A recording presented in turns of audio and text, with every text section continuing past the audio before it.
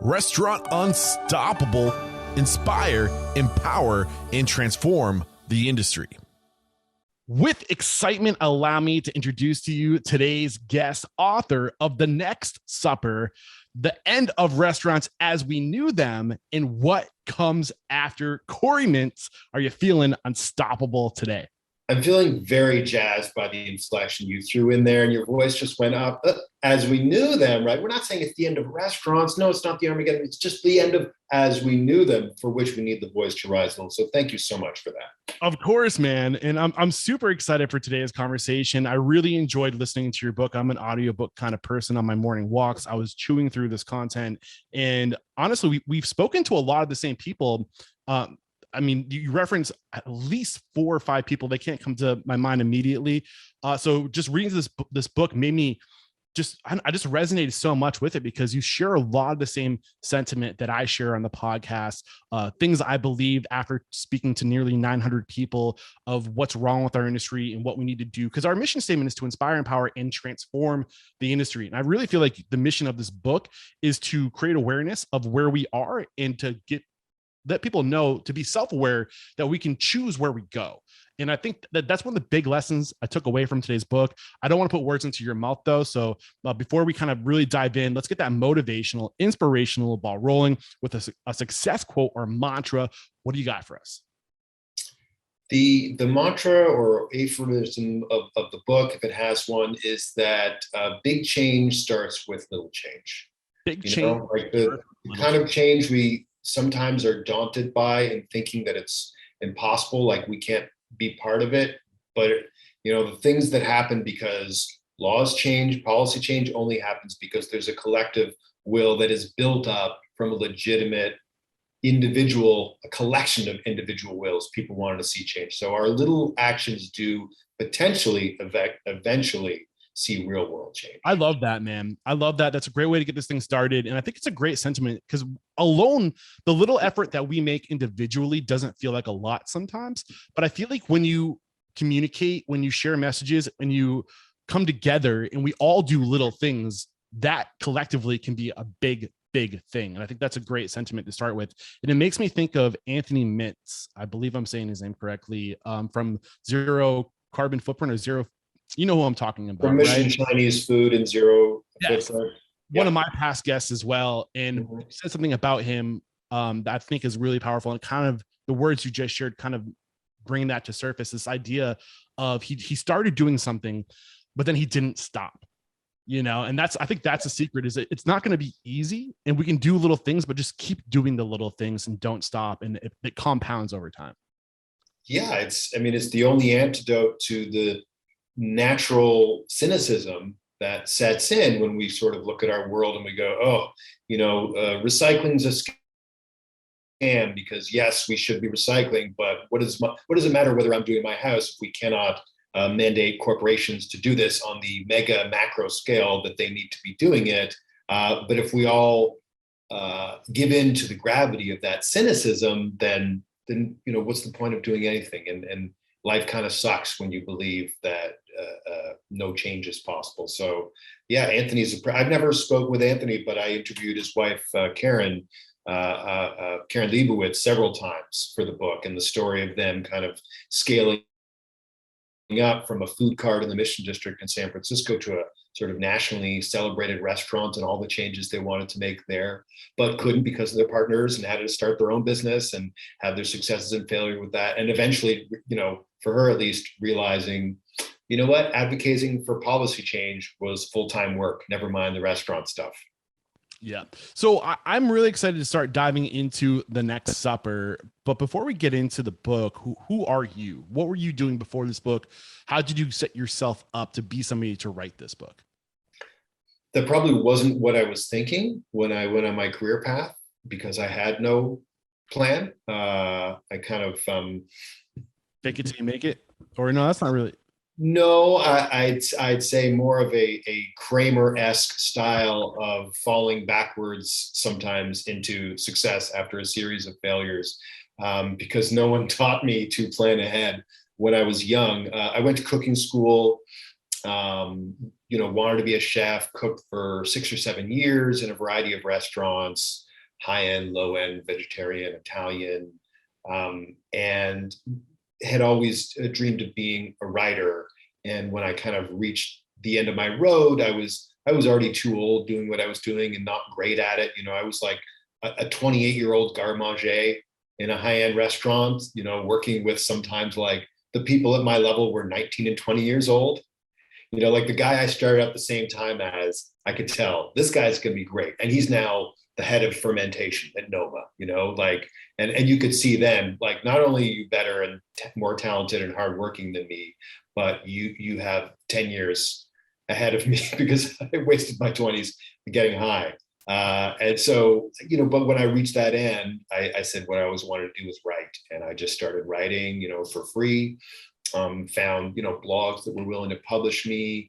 And someone who had reviewed a restaurant that I was the chef of, small vegetarian restaurant. She was a restaurant critic, but also an author and a radio producer. And she took a break from her work and recommended that I fill in for her. And I got that gig, soon became the restaurant critic for the largest paper in Canada, and transitioned into columnist, food writer, general food reporter. And after 5 or 6 years of sort of doing all kinds of different stuff about food and writing, really started to wedge into the topic of labor in hospitality. And this, what to outsiders is a paradox, the idea that the fancier the restaurant, the less cooks are paid.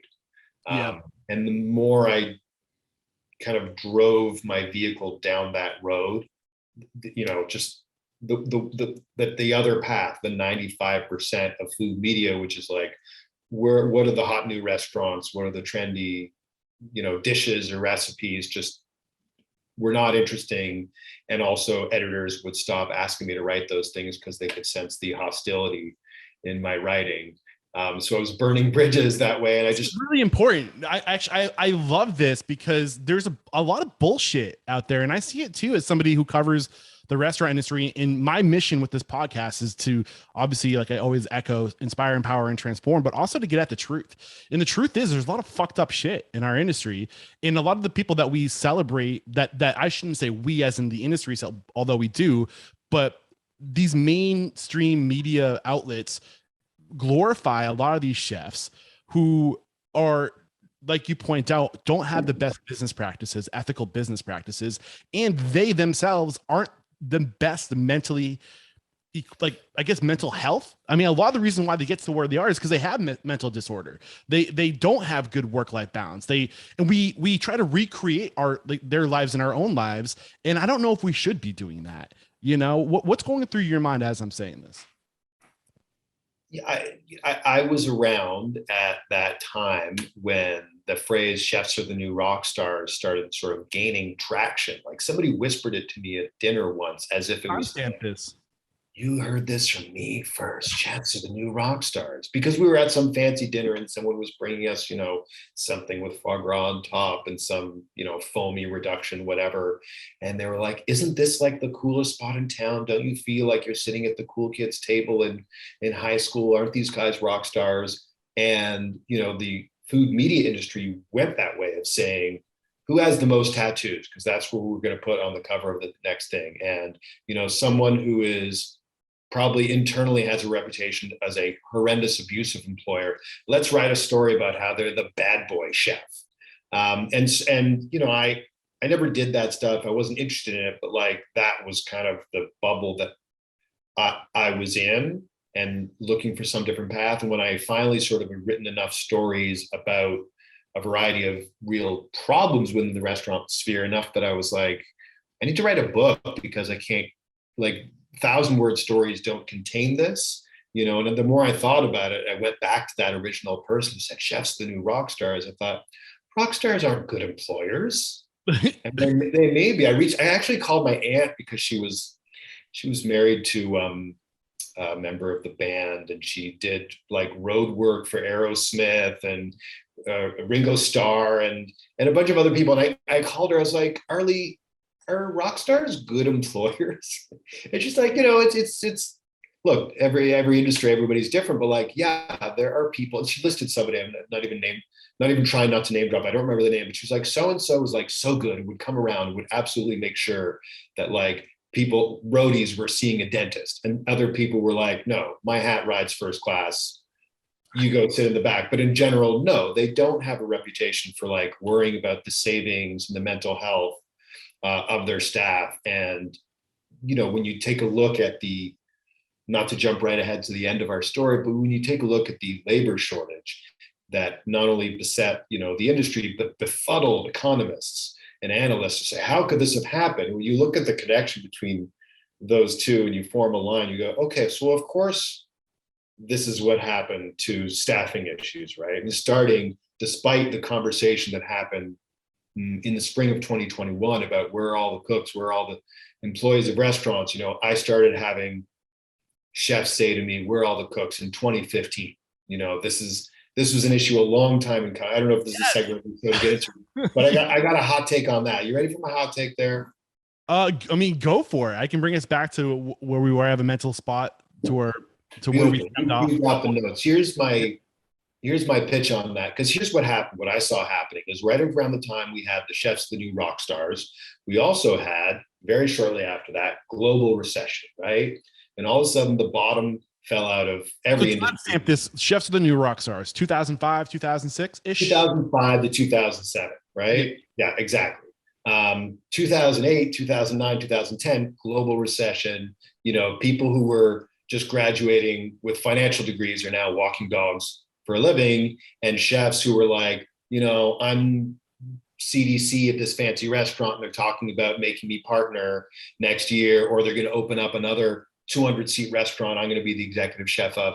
You know, they're like, well, that's not happening because we don't have customers anymore. So I'm going to go open my 40-seat restaurant, serve what I want, play hip hop loud until 2 a.m. Right. So that begat the era of the sort of nose to tail, small, loud restaurant, which, you know, was a golden age. Kind of sucking out the pretension of the industry and just doing food a little bit in my own, marching to my own beat. You were kind of seeing people being true to themselves. Well, that was part of it because they didn't have, you know, investors who had sunk in, you know, $1.5 million and were making demands. They were like, I'm going to do it the way I want. It's me and my friend that started this with 50 grand, and they were having fun. But I think the misconception, or at least I think what was misrepresented was, you know, what part of the secret sauce there was, you know, doing away with tablecloths and fancy rooms. What was able for those chefs to present sort of really great food at a more approachable price point in that era. But the real secret ingredient was bringing the labor standards of high-end dining into the mid-range of dining and saying, I'm going to pay a day rate, or, you know, whatever your mechanism for wage theft is, whether you do the day rate and people work for less than minimum wage and you divide it by the 12 to 16 hours a day they work, or they, you know, they come in at noon, but they clock in at 2, whatever it is, bringing those labor standards in so you can get this incredibly finicky food. And what happened was in the early 2000s, you've got the Food Network, the rise of chefs as a new rock star, and enrollment in cooking schools just doubled. Right? So you had so many more acolytes, so many more young people willing to be the foot soldiers of this now expanding industry of 40 and 50-seat restaurants, you know, that were packed, no reservations. It was a really fun time. But within 5 years, right, by the time we started hearing, where are all the cooks? I can't find any cooks, Corey. By 2014, 15, those people had spent 5, 6, 7 years in the industry, and they realized, these are not the middle-class jobs we thought these were going to be. These are working-class jobs, and not a car factory in the 60s unionized working class, but working class as in I can't afford to pay rent in the city where I live and work. Yeah. Working class. And those people, the attrition rate was huge, right? The people just started leaving the industry, but were not replaced by the same volume of people because A, the word was out that there was not gold in the hills. Yeah. And B, there were so many new venues for 22-year-olds to pursue their cooking careers. You know, in 2005 to 2010, it was still like, I'm going to go work for this great chef. That's the only path. By 2012, 2014, it was like, I'm going to be the next famous Instagram chef, right? I'm going to use social media to promote myself. Like everyone's individual brand became maybe not more valuable, but a much shorter route to potential success, fame, wealth, whatever it is. And so the infantry, right? The recruits, the cadets, they just weren't there anymore. And yet, no matter how many times I wrote about it, it didn't seem like something externally that was taken seriously until all of a sudden, pandemic, and then the story we've all talked about enough times, right? People having a break for the first time in their careers to go, maybe I don't want to do this anymore. I think there's another variable to this too, and something that I was saying a lot, and you didn't hear a lot of people echo, but 2017, 2018, 2019, leading into 2020, there were more restaurants than ever before per capita. A lot of this has to do with the fact that retail space wasn't working anymore because people were buying everything online. So people who own these properties are like, what the hell are we going to put in this space? So they started throwing money at restaurant projects just to fill this space, and you see restaurants opening up all over the place. So I think it's weird because there was a huge staffing shortage before this. It wasn't just like the pandemic happened and all of a sudden where are all the people? Like we were leading into this. Like there were more restaurant jobs than people who wanted to work in the industry for a little while there, in my opinion. Would you agree or disagree to that statement? Yeah, absolutely. It was a huge problem. It got worse and worse. I mean, I started hearing it in 2015 with a chef saying, "Do you know any people?" And me asking, "What do you pay?" Less than minimum wage. "Oh, do you think that's I don't know why that would have anything to do, Corey, with the lack of applicants." And it definitely scaled exactly as you say. In the following years, I would hear more and more people saying, I post a job placement and I get 20 emails. I contact them all back. Only 5 of them get back to me. Only 2 show up for an interview. The one that I hire ghosts me after their first day. And it just gets worse and worse from there to people going. People, and the owner will complain that employees don't take this world or this industry seriously. But on the flip side, like our restaurant owners taking this shit seriously when they are doing the things that you point out in the book, like not paying people what they're like a livable wage and abuse, like basically just like modern day like abuse, like in the workplace. Like it's not just one side, it's double sided where there's just unfortunate things happening. What are your thoughts there? So I just got distracted by a mosquito, got inside. I'm going to get you, mosquito. I think previous to 2020, paying and treating people better was still the third rail of the industry. It was like, people would complain to you, "I can't find any workers," right? And you'd suggest, what if you compensated them better? Well, then we'd have to raise prices, and that's unthinkable because my customers would go across the street to the other restaurant where they're still keeping menu prices low by suppressing wages. Why don't you treat people better? Corey, you're talking crazy. That's communism, like we wouldn't have this amazing food if we didn't drive our people to be the best. They invoke all those Darwinian catchphrases, like the cream rises to the top, and pressure makes diamonds, right? And the reality is like, no, it leaves you short staffed. So what are you going to do about it? And then the pandemic hit, going through all the cliches, the pivot, the reset, all the things. You come out on the other side where people are, shifting back towards full service, dine in. They want to have the staffs. They're not finding the people.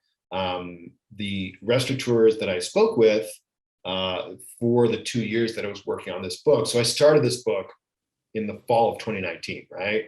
I'm scheduled for a call with a restaurateur in LA on March 16th, 2020.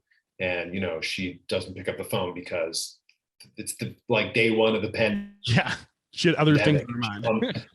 Yeah, she's calling her lawyer and going like, "I have 1,000 employees. I'm developing 5 properties. I'm opening restaurants," right? So everything changes, but eventually when things got to the point in the spring of 2021 where we're starting to have this conversation about where the workers, economists and franchise owners are blaming government handouts for making people lazy, nobody wants to work anymore.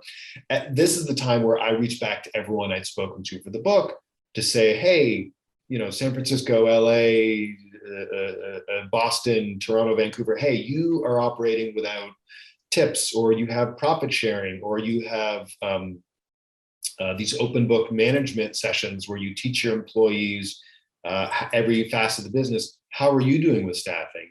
And all of them say, we're doing great. Yeah. Our whole goal was to hold on to people and create better jobs that people wanted to stay in longer. We didn't make these decisions for how to operate our business out of capriciousness or because we're zealots to some ideology, but because we saw the problems of the last 5 years and we wanted a sustainable business. Got ahead of it. Yeah, exactly. And this is why your book struck a vein with me, struck a chord with me, is because of all this shit that you're saying right now: ESOPs, co-ops, open book management, profit sharing, flipping the business model upside down to serve your people first and create a level of equality that makes people feel secure in their job, and like all these things that you're talking about are the things I've been focusing on for the past 2 years, is like trying to show people a different way. And you touch on so much of this stuff. I think it's really important, but I want to bring the conversation back to you. I think it's like the early 2000s, 2014, 2015, you're reporting, you didn't like what you were seeing, and you're just like, what was going inside of you? Like, were you just saying like, what was the feeling you were feeling inside at this point that made you think I got to start documenting this and redirecting my writing efforts to capture what? It was a frustration. The first thing that I wrote really seriously about labor was in 2015. And it was a story I pitched in 2008 on my literal first day as a journalist. I started at the Toronto Star. I was hired as a maternity leave fill-in for the restaurant critic. And every time I'm talking to an American, they're like, oh yeah, I'm having a baby in July, so I won't be back at work until September. And I'm like, when I say maternity leave fill-in, I was a fill-in for a year while this unionized employee took a year off. And she actually ended up taking longer. She took 18 months.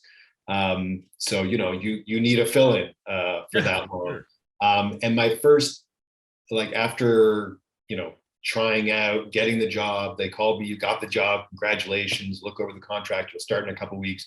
I got a call the next day saying, Amy just went into labor. Can you start right now? And I'm like, what does that mean? They go, you go eat in a restaurant, expensive, right? Can you file a review tomorrow? I'm like, hold on. But that following week, I went into the office for the first time, never, I was a cook, right? I don't know how offices work. I don't know where the pencils are. And there was a meeting, like a staff meeting, story meeting. You'd have it every newspaper, magazine, radio show where they go around who's got ideas and, workshopping them, right? And it gets to me and I'm like, I don't have anything. So I just say the first thing in my mind, which is the fancier the restaurant, the less cooks are paid. That exact story, right? And at the time, the response I get is, I don't think that's true, Corey. You might want to maybe look into that a bit more. And some other people, they're all kind of like mid to late 50s, boomers. Young people need to pay their dues, Corey. I don't think there's a story there. And fair enough, I wasn't really ready to report that story that day anyways. So it was years later, after doing a lot of different kind of work, that I was ready. And I at some point I did a column for a year. It was my excuse to sort of get my hands dirty and do some cooking again, where I pitched a column where I would go and work a day a week in a different restaurant, with the idea that I'll show you how different every kitchen is, every workplace culture is different. And it was also an opportunity for me to surreptitiously interview cooks, in a way that every restaurant writer can easily contact the chef and owner of every restaurant, specifically every restaurant with a publicist, people with money. It's a little harder to get in touch with the line cooks, the garde mangers, the pastry people. But when you're actually doing a 10 or 12 hour shift in the kitchen, When people go out for a smoke break, they're going to talk to you about how much they make. And, after In you've reality, it's not what you say you are, it's what's literally happening every day. And that's culture. The culture is what's happening in this moment. Not yeah, what and you you say see you are. it, right? Never mind what they're going to tell you, what you actually see in front of you. Because again, like, people are going to be on their best behavior when they know there's a reporter in the kitchen, but it's hard to be on your best behavior all day when you are in a small room and there's orders coming in. Like when you're doing a brunch service, we did a brunch service where the dishwasher didn't show up, and I was like, fuck it, I'll wash dishes today. It's fine, because it's actually a better position in which to watch all of you, while I'm being, soaked in hollandaise steam. But that gave me like the perfect excuse to basically have someone else subsidize this kind of me talking to the people actually on the front lines. And then when a friend and colleague just started another newspaper, the Globe and Mail, she reached out and said, I'd love for you to write for me. What would you want to write? And I said, the fancier the restaurant, the less cooks are paid. And she was like, I love it. Get started. Yeah. So, so it's a long story to tell you how I went all the way around the block, very slowly, to find a parking spot in front of the building that I wanted to be at the beginning. And then when I did that, I probably spent 2 months writing that story because I cared about it so much. And once I did it, it was like, we need more of this. Like, this is missing from the public conversation. And I was just so much less interested in other kinds of stories. Yeah. So now's a great time to take our first break to thank our sponsors. When we come back, I want to unpackage some of the key things you learned from that first drive-by, that first pass of this work you were doing, and then what were the big things you discovered thereon. All right, we are back, and you kind of just laid it out for us how you got to this point before writing the book, how you were working in the industry, and you started writing from a restaurant operator worker's perspective, which I don't think there's enough of that out there. All the writing, all the media, all the press associated with the industry is from the outside in. Have you noticed that? The press associated with the industry is from the outside in. Outside in, and a lot of the media associated with the restaurant industry is for the consumer. So there's almost it's like a dehinged sense of reality of what the restaurant industry is. That was always a great frustration for me, and part of my interest in writing a book was, I would constantly come up against an editor's mandate about, but what does this mean to the diner? Like in particular, when I would write about, there aren't enough cooks, or I remember writing a story like 2016, 2017 about how cooks always, we work when we're sick, it's like a standard part of the industry, or it was, unless you come in and you show how your leg is hanging by a stump and the chef decides to send you home, you show up, right? You work, do your shift. So you work with a fever, you work sneezing, and that's considered a virtue. And it was always the question, oh, that's really fascinating, but this seems very inside, Corey. This seems like an industry-like story. Keep in mind, our readers, this isn't a trade publication. This is for the general audience. What does this mean to diners? And, it's certainly like whatever you're writing, whether it's a screenplay or a podcast or a book, like you always have to ask, why does this matter to my audience? But I was perpetually frustrated, and I was probably quite petulant about it to editors. Like, they were probably getting annoyed with me, like, why does Corey not care about our audience? But I was just getting frustrated at this sense of like, they should care because they're compassionate about the people making their food. Isn't that enough reason? And the answer was always like, no, Corey, the reason has to be like, how does this affect the price of dinner, or the hygiene of, like, it has to sort of have a user value to it. And I probably burned some bridges that way, because I kind of, in my attitude, pissed off some editors, and I feel kind of guilty about that I didn't better manage that. But ultimately, the food media culture came around. Like, the attitude that I had in 2015 is probably what is prevalent now. Like, when I look at Eater and publications that are, I think, at the forefront of the conversation about food, I see so much interest in the lives of the people producing food. Sociopolitical. It's I mean, we forget that food is life. Like it's literally life. Like food is organic stuff that we're putting into our bodies. It's life. It's what we our lives hinged around food for the longest time until probably recently, right? Where we don't understand our privilege today and how much of the process of getting food into our body has been like just streamlined in their system and process to it. We just show up, like food just shows up, you know, that never used to be the case. Like we're almost, there's a level of we're just unhinged from reality with the relationship to food. And I think we're also unhinged from the reality as consumers to the relationship to restaurants. Because our job as restaurants is to create a sense of false reality. We're putting on a show for you. Like what you see isn't what's happening. And I think people, and like, that's not necessarily a bad thing. Yeah, right? But even down to the writing that the consumer is digesting, like you're saying, your editors like, Corey, you know, like this isn't this truth, this reality that you're reporting, the consumers don't care about that, you know? And like there's a veil between what's actually happening and what the consumer thinks, but we're creating a false sense of reality for them because it's about the experience, you know? So I feel like because of all of that, and this comes full circle, because the very end of your book, you talk about if things are going to change, it starts with convincing the consumer and educating the consumer to be conscious with their purchasing, to be conscious with where their money goes. But we've been holding all this information from them because is there like do you see like they're almost like, am I making this up? No, there's been some change there. I mean, that's the good news. Definitely up until let's say the pandemic, for the sake of argument, you know, I was still having this ongoing hard uphill sell, pitching anything that was about like the problems in the restaurant industry, because 95% of food media decided it needed to be, you know, what's in the chef's fridge, where does the chef eat on their day off, you know, propping up these characters, where to eat, what's hot, what's new, and occasionally once a year, a sort of first person tell all from some restaurant insider, right? Like why my restaurant failed, or a line cook's, you know, horror stories about cooking brunch, but it would always be just a one-off. It would be like, oh, this is juicy enough for one story a year, you know, sometimes anonymous.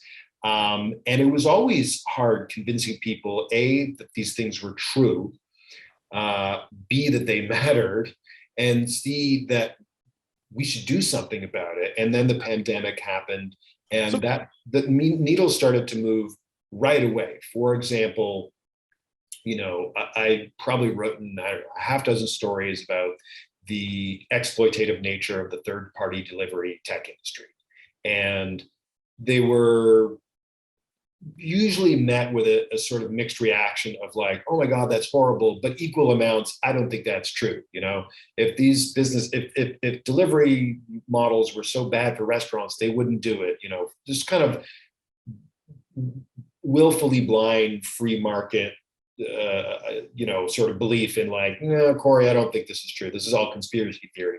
And then April of 2020, you know, the message from your local mayor was probably, you know, order from Uber and DoorDash to help restaurants. And the message, I mean, I heard it on podcasts I listened to. I can't remember which companies. I remember hearing some podcast, and the ad break was like, order from whatever third-party delivery. So if you love restaurants, order from us to help save restaurants. And I was like, are you fucking kidding me? This is the Fox saying like, yeah, hire me to protect the head house. You're going to get the best hens. They're going to be so safe. But by late May, early June of 2020, already the conversation about the predatory nature of those businesses flipped. It bubbled up to the surface. And all of a sudden I started seeing everywhere, not just in food pages, in like traditional general interest media would write stories about, actually, it doesn't help restaurants when you order from someone who takes 30% commissions off the top. And it became a big national conversation, and cities like New York, LA, Denver started proposing and imposing commission caps on these places. And they, you know, for me, you know, my town hall I have a daughter who's going to be 3 in the fall. So my town hall is the playground. That's where I meet the common people, by which I mean people I don't know, and have casual conversations, because our kids are both climbing the big rock and we need to make small talk. And I found that when they would say, "Oh, you just moved here. What's this? You're working on a book with about," when I started talking about the delivery companies, they would immediately just jump in with, "Yeah, I heard those are not good for restaurants, right? The commissions are really high." Whereas just a year earlier, people would have been going, "What, really? I don't think that's true. Those things are great. How did we ever get along without them?" So some of these conversations or ghost kitchens, right? My editor was like, "What's a ghost kitchen?"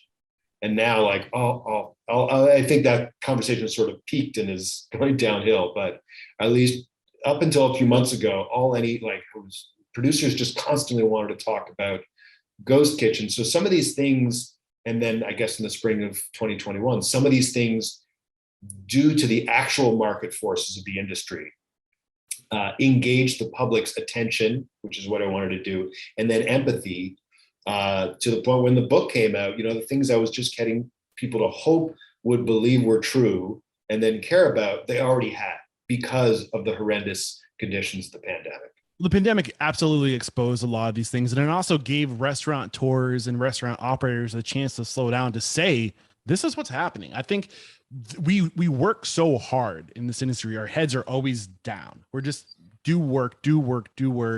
And a lot of the work is dependent on the human variable, creativity, human interaction. So we can't streamline and automate and put technology into everything that we do, because there's that human element involved.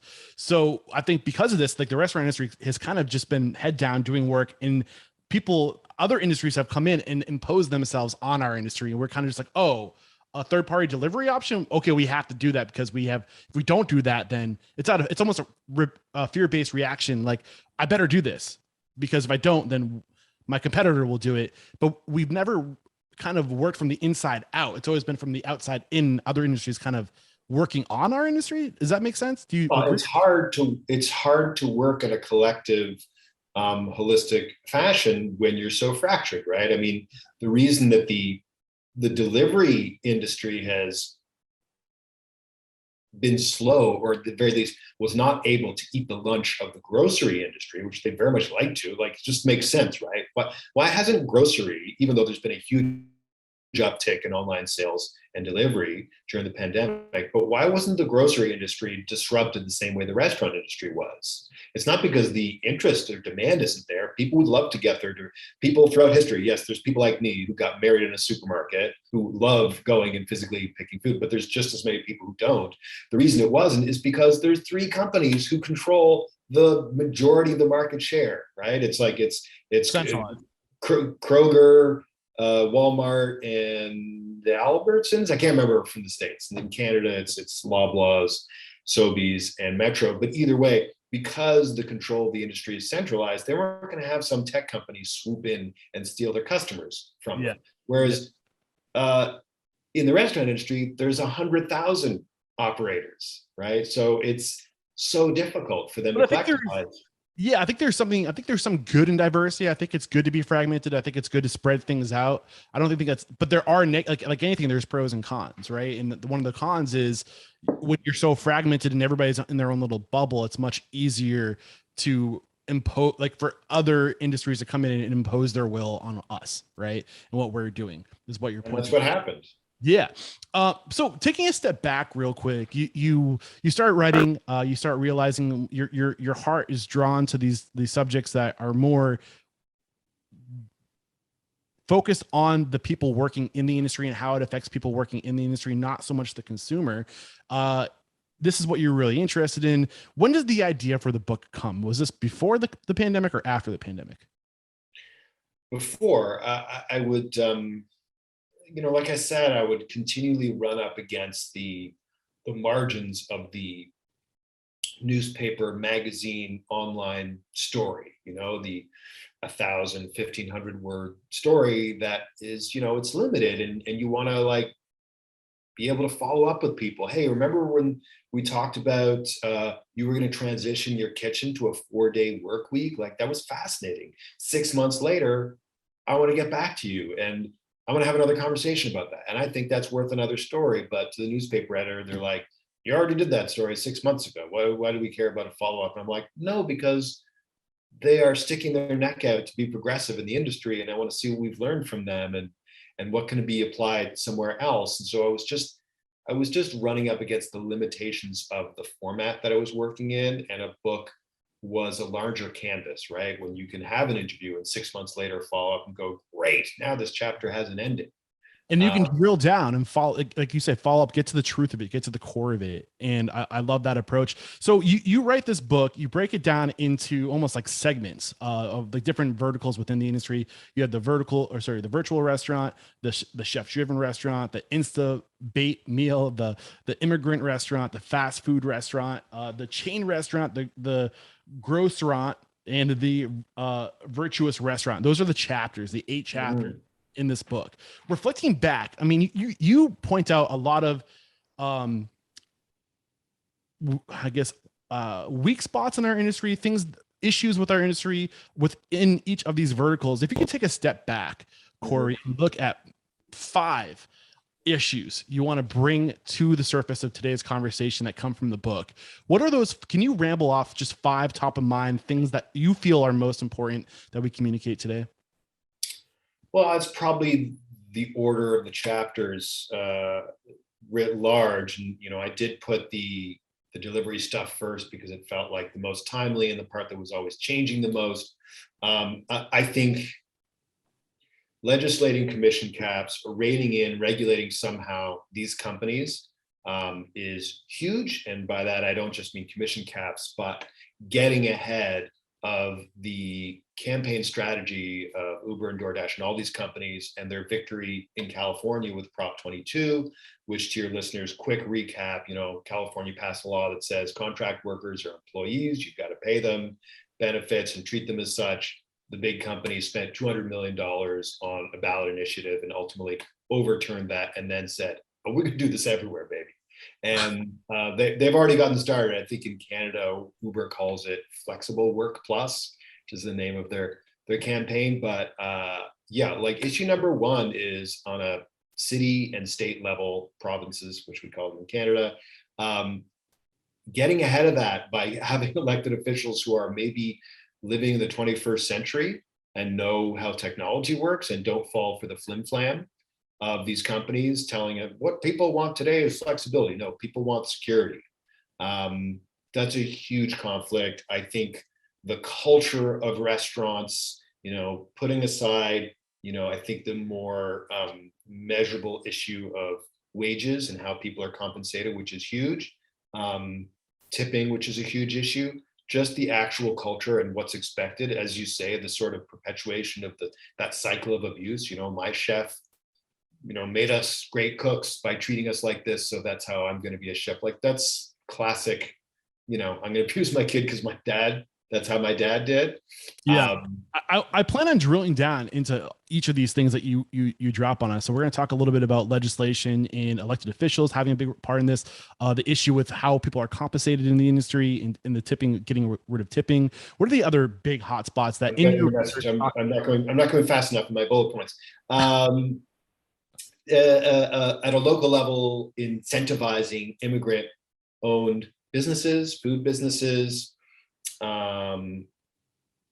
zoning with consideration for the market saturation of chain restaurants, which will continue unabated unless we do something actively about it.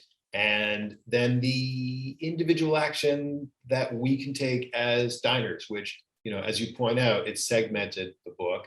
And I have to give credit to Lynn Johnston, my editor. That was her idea after I, in a phone call with her, gave her like a 90-minute rant about all these issues, that I sounded like a conspiracy theorist.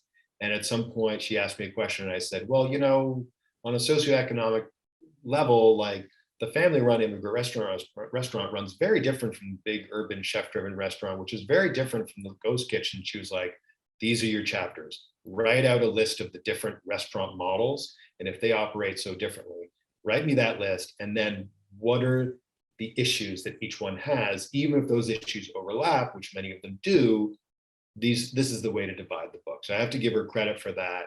And within that, every chapter, needed to have some takeaway. What can we as diners do about this? And in some chapters, it's very active. In some chapters, it's more about like, hey, we learned something. Let's just try to be empathetic. Yeah. But I love this idea, and I agree with you. And the last question I ask all my guests on the show is not the last question on the show, but before we go to the speed round, is the mission statement is to inspire, empower, and transform the industry. We talk about how have you transformed personally, and how do we need to transform the industry, and what are you doing to be a part of that transformation? And almost everything that is an issue within the industry stems back to the consumer and us being such a reactive industry, reacting to the consumer. But the consumer doesn't have they almost have a false sense of reality, but we've also created that false sense of reality, so it's a weird, and I think what you're seeing and what you come back. So the reason why I'm saying this is because you say at the end of every chapter, it's about telling the consumer what they can do. And I think that we as a restaurant industry need to start becoming aligned with what the message to the consumer is to turn our industry around. Because if we look at the history of restaurant people going all the way back to like the 1700s, we have always been influencers. Restaurants have always been at the center of community and the center of change and progression. We are more fragmented now than ever because there's so many restaurants, where there maybe like 100 years ago or 200 years ago, there'd be like one community house, one public house where everything would happen and they would disseminate all the information. But we have to find some way to get back together and say, this as a collective industry needs to be the message, and we need to be delivering this message together and influencing people for social political change, for the change for what we're putting into our bodies as far as health and the health of our employees. Like you said, they just want to feel secure. Like, this needs to be at the leading edge of the message we're sending. But how do we do that? I'll give you another maxim here that came from a boss I had who was a terrible boss, who once gave me a great piece of advice that is so broadly applicable, which is never assume that your audience appreciates the value of what you're doing if you don't explain it to them. And at the time, this was a restaurant owner who had heard that I was thinking about opening my own deli. And he was like asking me what kind of meat I was going to use and how much it was going to cost and what my price point was. And he was like, so that was where he was coming from. But it's widely applicable. And we've come to a crossroads in the history of the restaurant where that needs to be part of the conversation, because as much as it was a third rail before the pandemic, the idea of I'd love to pay my cooks more, but I'd have to charge more. I'd love to use better product, but I have to charge more. Everyone is in the same boat now, more or less. It's no longer the race to the bottom, because whether it's about increasing wages to hire, to attract talent, to even get people in the door for an interview, because there's a dearth of applicants, or restaurateurs who want to be doing better. There's so many restaurateurs who are, for a long time, have said, I want to do better. I want to provide a better life for my people. I want to have dental benefits, whatever the thing is, and they're realizing now's the time. Or the just simple global market realities of inflation, the 43% rise in the cost of deep fryer oil, whatever the reality, costs are rising. It's unavoidable. Nobody is able to keep costs down, so menu prices have to rise. Well, ironically, like over the past 40 years, 50 years, as inflation's been happening, food overall has, relative to total income, people spend less of their total income on food than ever before until recently. Like there was like a period where just like we got so good at centralizing and streamlining and making shit food that was cheap in North America. Yeah, you know what I'm saying? All over the rest of the year, all over the rest of the world, people spend more of their income on food, and they, in many of those places, they eat better food, right? But whether it's, at the farm gate or at the restaurant, there are mechanisms that we don't see because they're hidden from us that keep the prices down, right? Whether it is subsidies for farmers growing corn and soy, or legally lower wages for tipped workers So the consumer ends up subsidizing the wage of those employees. All of it helps keep the perception of cost down. But for a variety of issues, the price is going up. And if the price of the brick is going up, it's got to be, the trickle down has to be felt all over. And so everyone is in the position where, whether you're selling hot dogs or steaks, you have to raise menu prices and you have to help your customers understand. I mean, at a certain level, at the fast food level, there is, a 30% rise in price is still going to be, 75 cents on some dishes. And I think that industry is looking at automation in labor as a solution to a lot of their costs. And at the high end level, you go, dear rich people, price just went from 300 to 400, and there may be a few articles about it, but ultimately their audience is going to get with it. It's in that mid-range that it's a much bigger challenge to communicate it. Sorry, I lost my train of thought. Can we take a pause? We talked about, how we have to increase cost of food. Generally speaking, we just have to increase the cost of food or charge more for the food. Is that what? Right. So it's in the. Sorry, I remembered where to pick it up. I don't know if you edited all. I should have asked you at the top. Barely. Maybe we'll take Barely. I don't care if I sound stupid. No, I remembered what I wanted to say, because this boils down to another reason why I wrote the book, which is restaurants are not a monolith. You can't write about restaurants do this or restaurants do that, because always the what about reader who goes, well, I know a restaurant does it different. You go, well, that's a very different model of restaurant. So, you've got like at the low end fast food, automation is a solution. At the high end, your customers can afford more. In the mid range, it's a bigger challenge. In the chain area, what I've seen at least so far is we have to increase menu prices, but we're going to hide it as best we can, right? We don't want to have that conversation with customers. So it's we're going to increase prices 6% this year, 8% next year, but we're going to keep prices flat on our breakfast special, our lunch special, our lobster week special.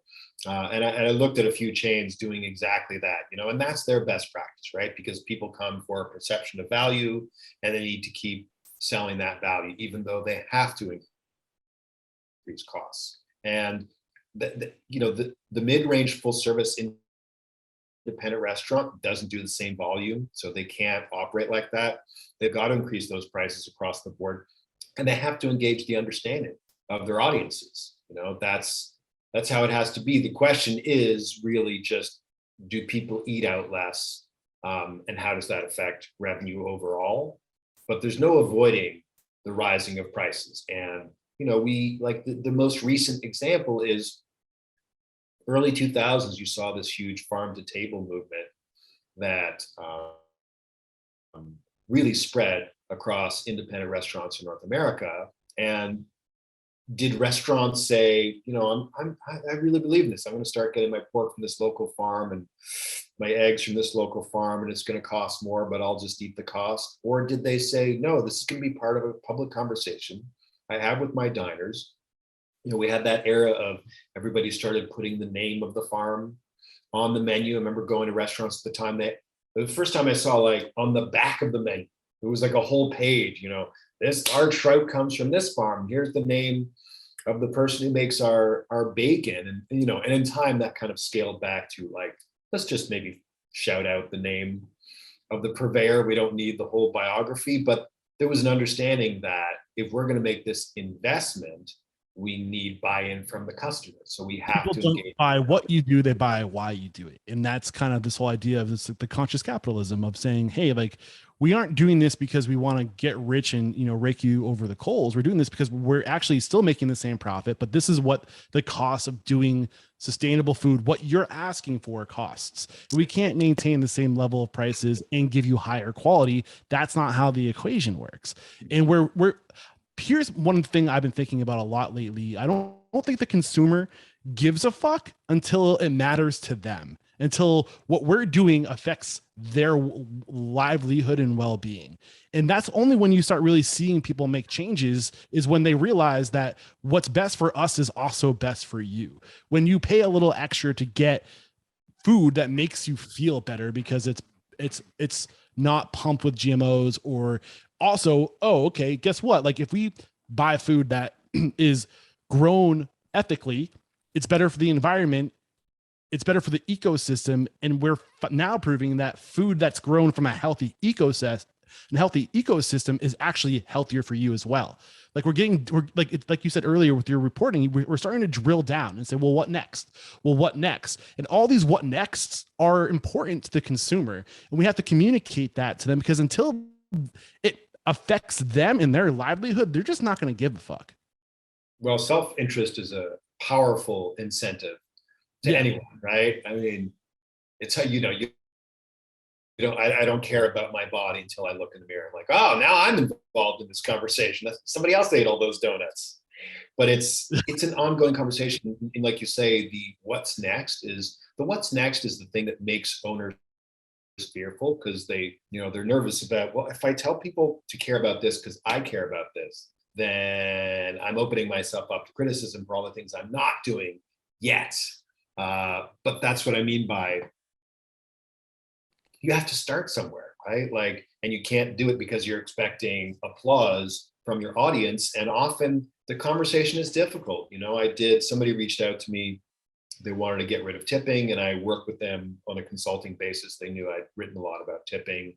And we did this back in, I think, January. It's just sort of the strategy and the messaging and, talking with other operators who have done this. Which, I'm firmly anti-tipping, but not everybody has to do this. But, they wanted to go this route, and they're just starting to roll it out now. And they're starting to get that conversation, and it's energizing them because, the logistics are complicated, but the real work is in having these face-to-face conversations with all their diners, right? It's the one-on-one, because most people haven't just read a 10,000-word essay about the history of tipping and how it works and what's unfair about it. And get into that real quick, because that's one. So you listed other things you listed. You said things have to change from a legislative position, from the top, elected officials, basically from the top down, how people are compensated, which you're about to get into, aka tipping, local level incentivizing of immigrant businesses, zoning concentration of franchise and corporate restaurants is the other thing we still have to talk about. I think typing fast. What's that? You were a good note taker, man. Mid-interview to refer back to those notes. That's great. And then we also want to talk about, we kind of talked enough about educating the community, right? It really starts with educating the community in open book management to the world, not just your employees. Really showing people what it takes to run a financially fiscal healthy business. And as long as we're looking at notes, I made a note while we were talking about open book management, profit sharing. You said ESOP, and I didn't know what that meant, and I wrote that down. Employee stock ownership. Corey asked me about ESOPs. So ESOP stands for employee stock ownership, I think, program. And if you listen to episode 845, Corey Rosen, the founder of National Center for Employee Ownership, gets deep into that. He actually just connected me with Annabelle, I think, maybe it might be her name. She is going to go deep into co-ops real quick about the significance of co-ops. The issue with ESOP is that they cost like over $100,000 worth of legal fees just to get started. So it's out of reach for most small business owners. Yeah, unfortunately. It be a nonprofit that administers that. Either way, that's a digression. Yeah. You want to pick it back up where you were. So you started getting into I think we can wrap up the idea of educating the consumer. Maybe we'll put a period on that towards the end just to remind people how important that is. And you started getting into how we need to change how we're compensating people and getting rid of the tipping model. So I asked you about what's wrong with tipping. Like what's the history of tipping that most people don't realize? The quick history of tipping is it was a culture in Europe that was borrowed and really adopted heavily in North America after the Civil War, when a lot of employers who previously hadn't had to pay people anything because they were enslaved use this mechanism as a way of saying, okay, specifically porters on trains and kitchen staff and servers in restaurants and pubs, what if instead of paying them, the customer gave them gifts afterwards? What a cool idea. And in time, this evolved and was codified into law. I can't remember the name of the law, they're in the books, but basically in the 1930s, it was enacted into a labor law that basically says there's a lower wage that you can pay for people who are in tipped positions because the customer subsidizes their wage. And this has been, amended all sorts of ways over the last century. You've got the tip credit in the United States, which is a complicated scheme where the employer is obligated to top up to minimum wage if tips don't come out to at least minimum wage. And at least according to Saro J. Ehrman of the No Fair Wage, is that the name of the organization? No Fair Wage? That doesn't sound right. One Fair Wage. Yeah, that's it. There are plenty of legal loopholes and there's constant wage theft in this. That's the basic history. What it's led to is a situation where servers are exposed to all kinds of abuse from customers and from employers, that is both gendered and racial, because they don't show up for work with a promise of here's how much you're going to make every hour. You can make potentially a lot of money if you don't object to the way people treat you. And so there's a lot of abuse that comes their way. And then meanwhile, particularly when we get to the fancier restaurants, servers often make twice what cooks make.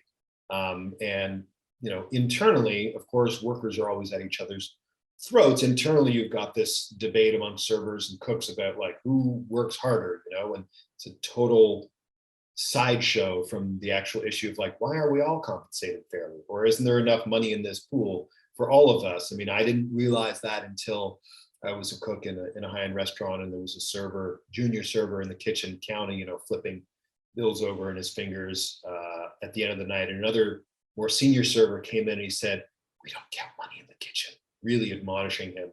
And I asked him why, because I thought it was a hygiene issue. And he said very thoughtfully, he said, "We know we make more money than you.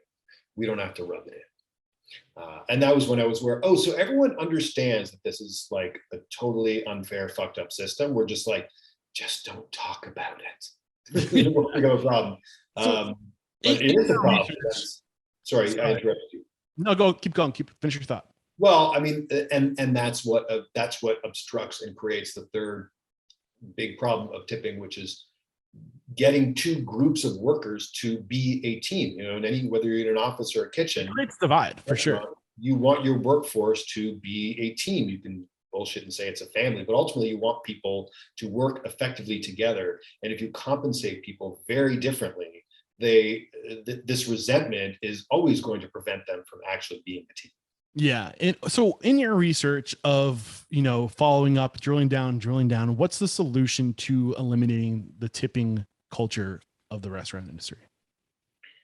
So I don't think on a large scale, we're going to eliminate the tipping culture. I mean, anything that becomes part of your culture for generations, it's pretty hard to get rid of. It's possible, i.e. smoking, when you can demonstrate, I don't know, with smoking, the actual physical danger of the thing, although you could argue the same is true of guns, and that certainly hasn't shifted the needle there. And I do not want to get sidetracked by talking about guns, but that is to say, it's such an ingrained part of our culture. And much like whether it's guns or abortion or Israel, people are passionate about it, but often with very little experience or information backing up that passion. For example, I can't tell you how often diners will respond to a story I've written by telling me that, tips are a way of them rewarding, it's a positive thing. It's a way of them telling someone they've done a good job, or even that the word tips is an acronym for to ensure prompt service. And people say this with a straight face, they actually believe that someone wrote this acronym and say, no, this is the system by which we enforce that. It's gobbledygook. We don't, how much do you tip your dentist? How much do you tip your electrician? Or do you expect them to do a really good job because you pay them what they expect to be paid? So even if we include a service charge, because we're offering a service, it should be paid, it should be charged, it should be included. There's nothing stopping people from leaving a tip if somebody goes above and beyond the expectation. There's no law anywhere from stopping you leave a tip. And sorry, I realize I sidetracked myself. You were actually talking about solutions, and I'm still listing problems. Yes, there's so the handful of operators who have said, I'm going to eliminate tipping. It's always it's always a sort of a combat with diners and with the general public, because people who have never even eaten there will pile on them to go, I'll never go to this place, they're communists. But people do it, and ultimately they have to raise prices to pay people fairly, because that 20% that was coming in the form of tips, that's revenue. You can call it something else, and the IRS can call it something else, but ultimately that's, that $10 sandwich plus a $2 tip is like, it's a $12 sandwich. The way you divide up the revenue to compensate your staff is more up to you once you incorporate the actual price into the menu, which is different depending on where you are, by which I mean in New York City, I'm not sure if it's city or state, you can't do a service charge. It's not legal, right? There's a number of restaurants who have eliminated tips on the West Coast, and a much more common theme with them is introducing a 20% service charge across the board. So your menu price can still say, $10, and then it's going to be $12, and we divide up the money how we see fit. Whereas in New York, place like Dirt Candy doesn't have a choice. They can't tack 20% onto the menu.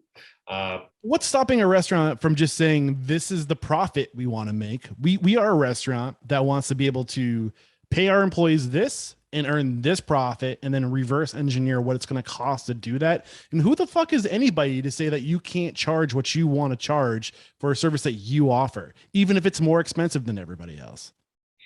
It's really just a matter of perception. And when you talk about, or when I talk about market price, market price is a nonsense made up number, but it is a reflection of what people perceive as the value of something. And usually perception of value comes from comparison to other things, right? Like a half pound of brisket, is becomes a commodity at a certain point. You expect to pay 18 to 30 to maybe $40, depending on, well, now American and US dollars, but like you expect to pay a certain price point. When that jumps up, that could be the reason for it. But all that's like, ultimately you put that to diners. The challenge is unpacking that for them. I'll give you an example. This is a preview. I do this recurring feature for Eater where I break down the unit cost of everything in a restaurant dish, called Cooking by the Numbers. And so I'll take a dish and say how much mustard, how much pork shoulder, the price of everything, but also include rent and wages and insurance and everything. To really, the goal is like to get the diners empathy, to get them to go, oh, wow, I never thought of that, right? Because the average person who's never worked in a restaurant is fond of going, I know how much chicken costs at the supermarket. Therefore, I know how much this costs to make you. Nobody thinks, I know how much a square foot of commercial real estate goes for in my city. Yeah. And when I divide that by the square footage of this restaurant, and then I figure out insurance and maintenance and staffing, whether you had to send people home early on Monday night because it was empty, like, nobody thinks about that stuff. So that's including the purpose. Most people who open restaurants. Yes, exactly. Shit. Yeah, and that's the thing restaurateurs love to complain about too. And they're right to complain about it, which is that like, my staff doesn't know this stuff, which except for the owners who do operate that kind of open book management, where the whole point is to get people to understand that, and then they become better employees.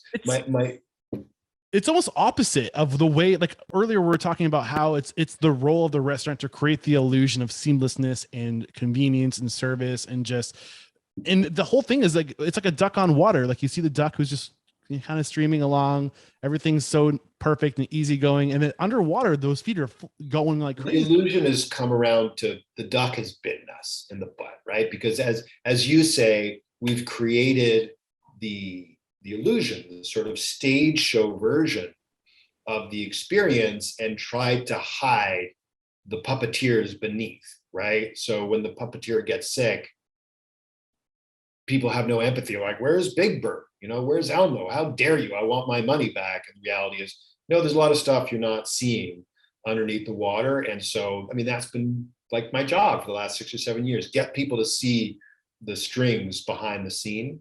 So this, I think it'll be coming out this week. The latest edition of this column is a restaurant called Parachute in Chicago.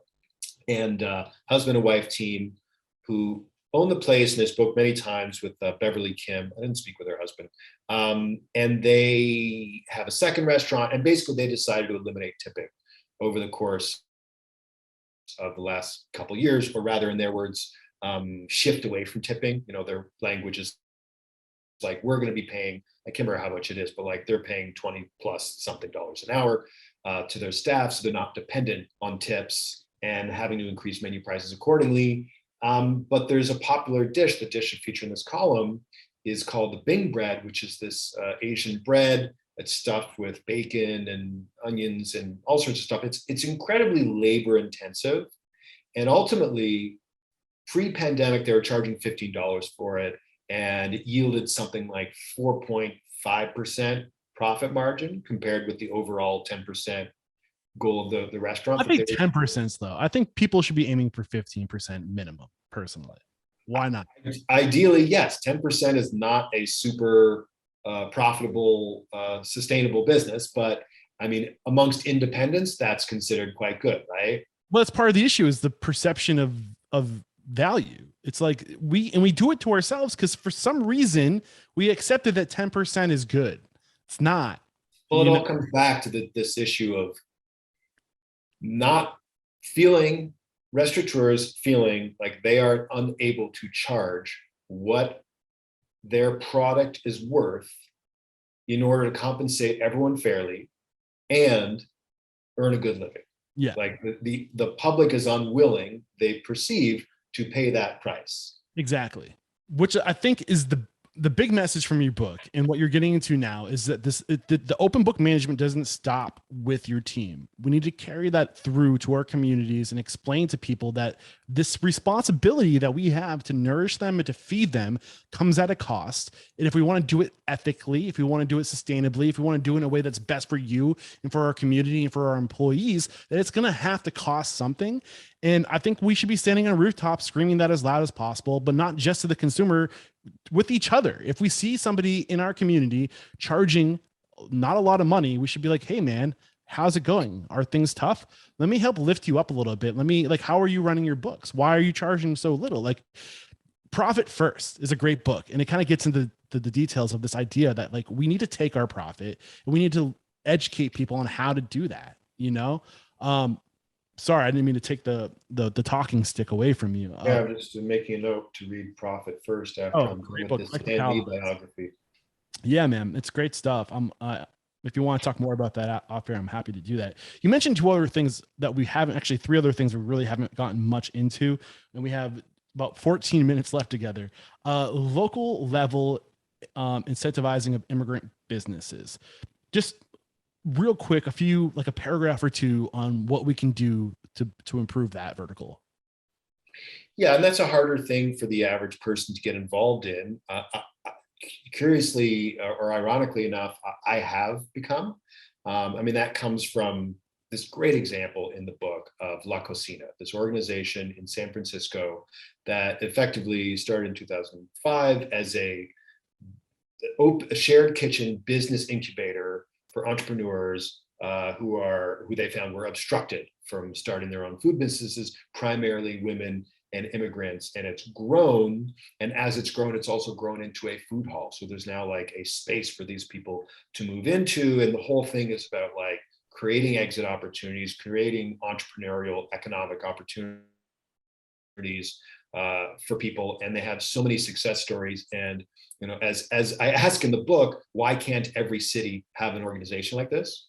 And the short answer is just will, right? You need to have people who care. In that story, it's about grassroots organizations starting small and growing into something big, and along the way, getting buy-in from other organizations who say, your interests are aligned with us. Let's work together. There's some overlap with similar organizations in Denver, New Haven, in New York. And I just started working on a project for a place here in Winnipeg, which is a public space. This is effectively, long story short, a food hall is part of it, and there's some dormant spaces. And the new CEO read my book, and I think read that line and said, yeah, why can't we have this here? Corey, why don't you help me do this? Really, the biggest obstacle they started with in San Francisco was kitchen space, right? They're like, kitchens are the obstacle for people.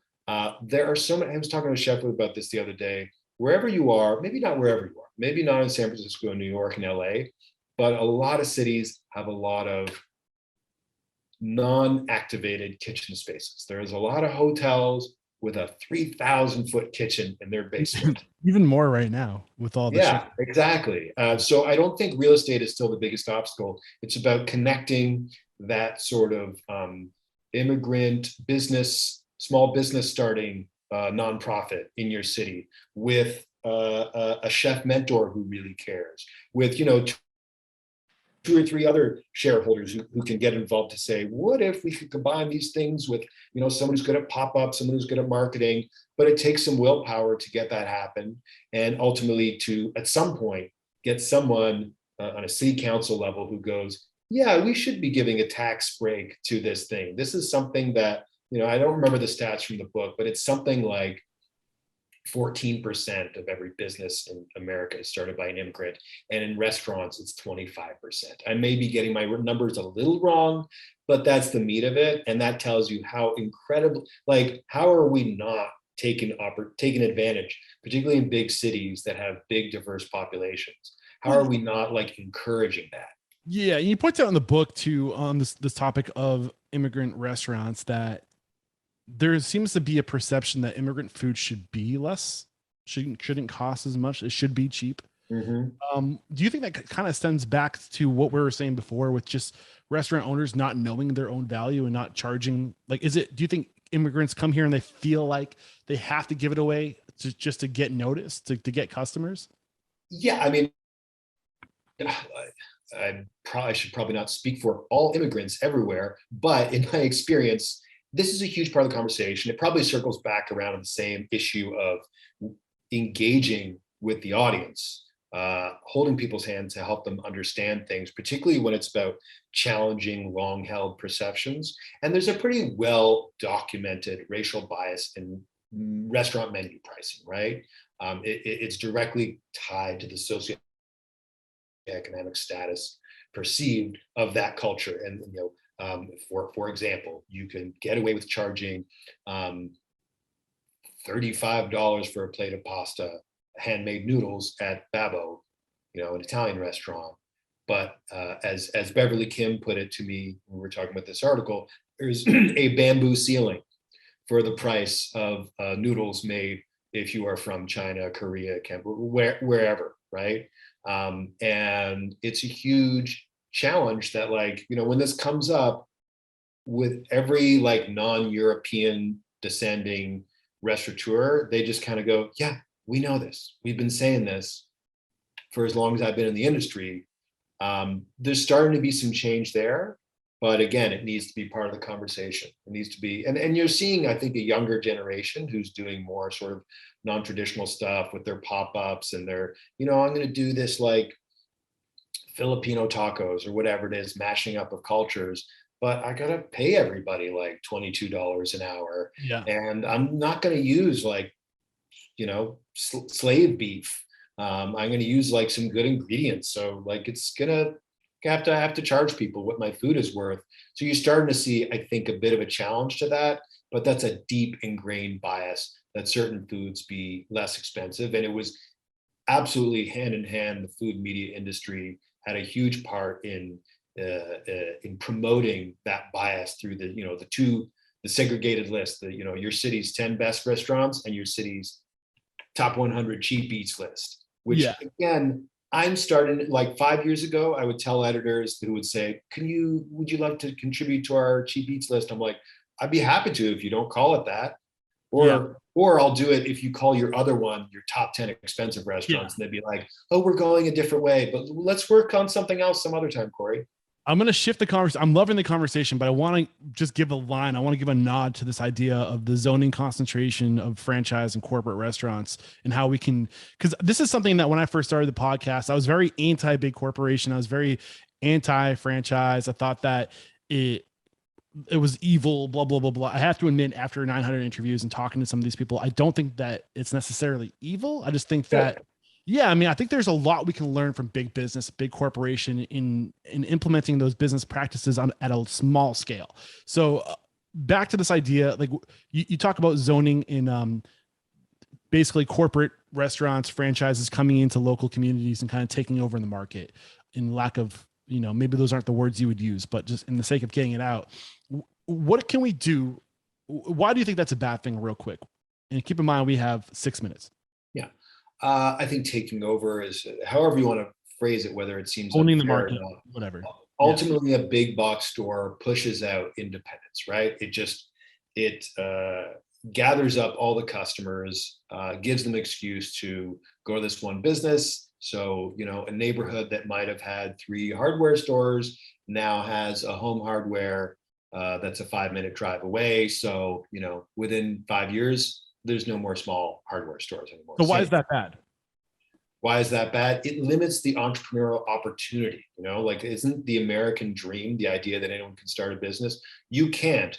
If you drive down your main street and every strip mall is 2 or 3 giant anchor tenants that are national or transnational chains, and then a few, nail salons and cell phone shops. What can we do to change that?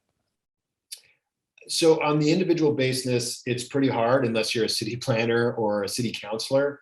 But ultimately, what cities like LA or Kentucky or Louisville, which I know I'm mispronouncing, have found is that you can zone against these things. As the city planner put it to me, the market abhors a vacuum, and these businesses are looking for these market opportunities, and their market opportunities are, a block with 10 stores on them that they can buy, knock down, and build one store.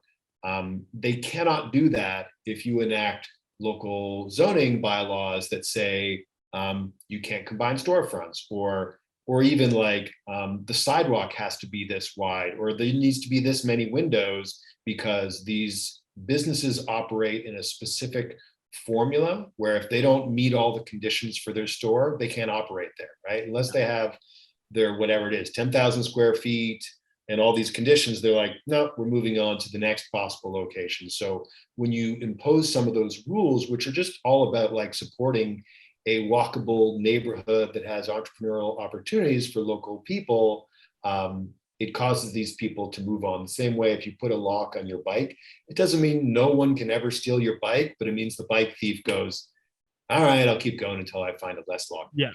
I think there's one other variable that has a big play on why you see so many corporate locations. I think it comes down to the developers and the relationships developers have with franchisees and franchisors. Sure. They're building I don't know what we would call it, like a shopping area where you see these big box stores go up, and then there's usually like 2 or 3 anchor restaurants in the corner. They have pre-existing relationships with all these people who are opening these corporate and franchise locations. They want a path of least resistance. They want to build their Lowe's, their Walmart, their shopping market, their Best Buy big complex, and then they want to go to pre-existing relationships with franchises so they can just flip a switch, and it's almost like formulaic, And I think that's part of it too. Is I don't know. I think I don't know. What are your thoughts as I say that? Do you disagree or? Well, we've been avoiding using the term late stage capitalism during this conversation, but it's hard not to drop that when we're looking at just the end result of, yes, for every developer, whether it's an existing property or renovation, they know that they can call up and say, Subway, Starbucks, whatever, you're like, great, we got these. They want to fill the location. They want to get their rent. That's what they care about, And that's great, except they also are starting to learn over the last 10 years, people are not excited to live in the building with the exact same stores as the block down the street. And so, some of them have started hiring people to curate the main floor retail and like, let me find some more interesting business, which is always more work. It's a bigger challenge. It's a bigger risk. It's ultimately not as profitable, but nobody wants to live somewhere that looks exactly the same as everywhere else.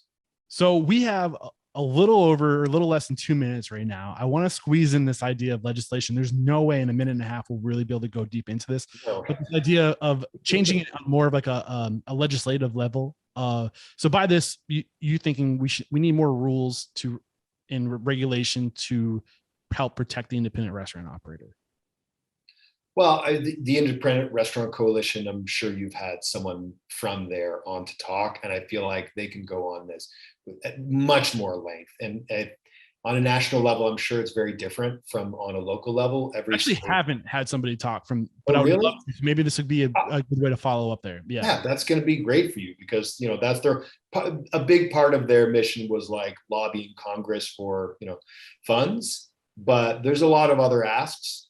And I think they can probably go more in depth with that in a way that I'm just going to skim the surface. Okay. So I kind of want to push back there because I don't necessarily think that, I think it's a yes and. I think that regulations are one way to get there, but I think people underestimate the power of culture. And I think that if people understood that cultural evolution is exponential, whereas biological evolution is not, it's more linear. Some say slightly exponential.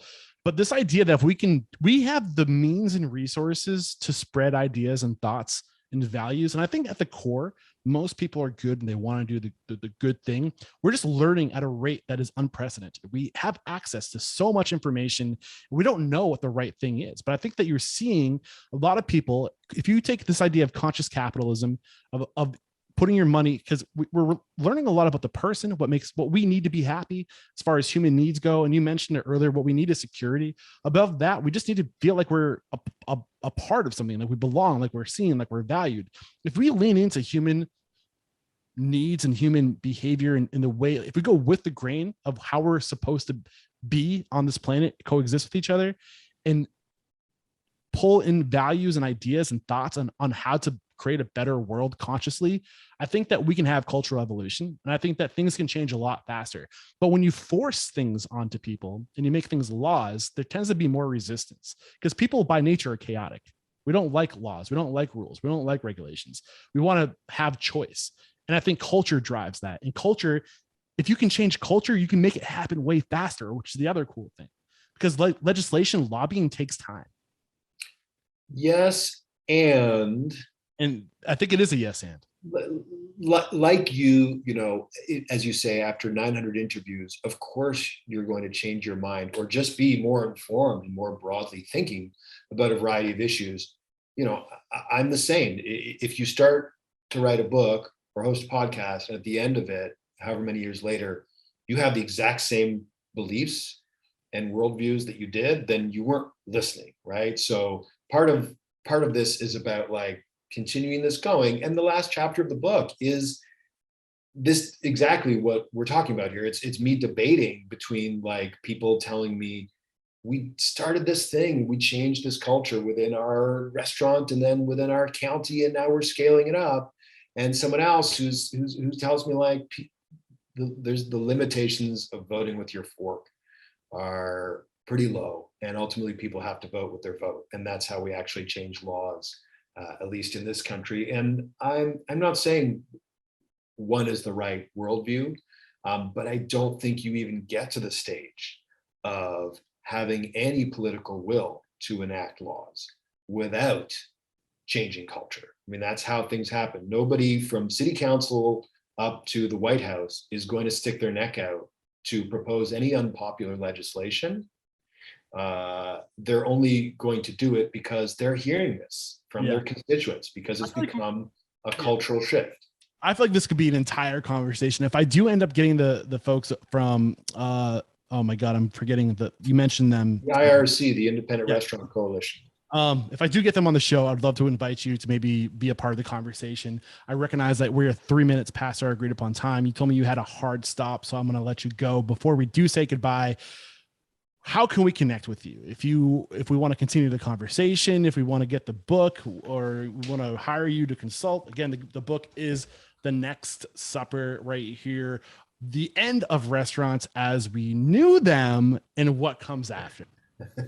Right. Thanks. I have a friend who years ago asked a guest on his podcast, where can people reach you?